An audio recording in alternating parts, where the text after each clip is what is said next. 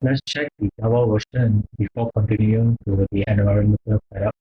So just open a command prompt from the Windows search, and then once the command prompt is open, please type in Java version. So this will actually show if you do have a Java version installed in your PC, it will actually show up. So in my case, I'm having a Java version which installed 17.07, and this is the environment that is set up, and this is the 64-bit support that is actually set up. If you do not have a Java version, so here it will actually show that it's unknown and it's unable to find. So if you have unknown or you don't have a Java version not set up, so let's continue to the next step.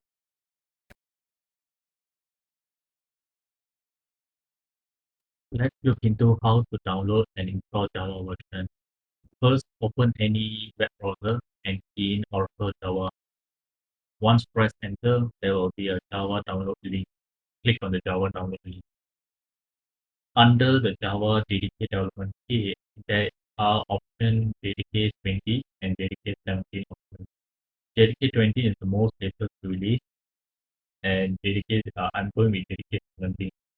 Depending on your PC operating system, download the installer needed. In my case, I'm using Windows.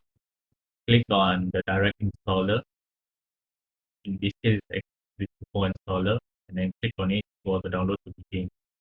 Once the download has been completed, then we should actually go into the download page where the download is being saved.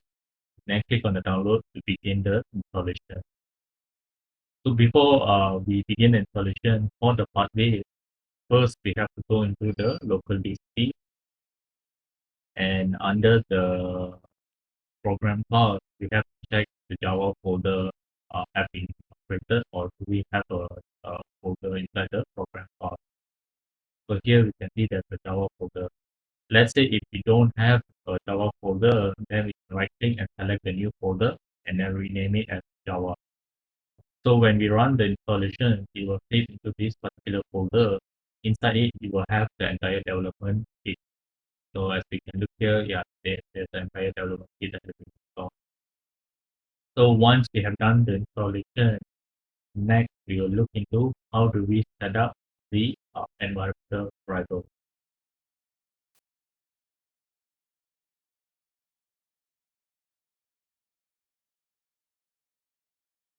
Next, to set up the Java environmental variable, we can either go from the control panel on your Windows, or we can just use the Windows search.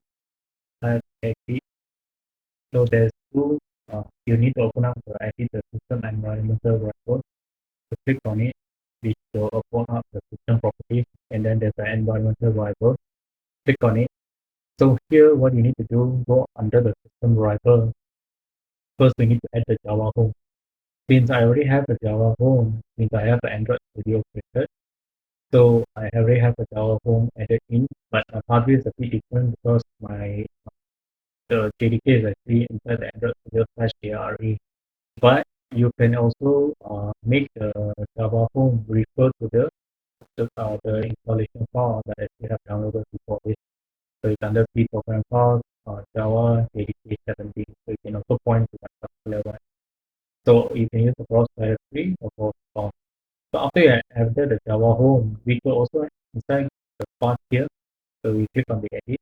So you can see here, you can also add, click on new, and just try to add Java home.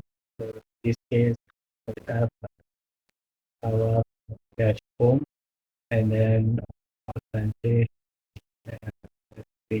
which,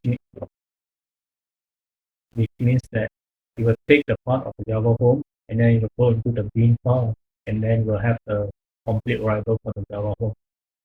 So this is another way to add the Java home into this particular part. So once you have done everything, then just click on OK. So in my case, you actually can see if I go into my user variable part, I did declare the Java JDK 17/3. So that's the reason why it's able to do that. So once you have done all of this, then click on OK changes. So once you've done, just click OK and OK. So next, to verify this particular Java installation, you can actually go back to your PMD terminal.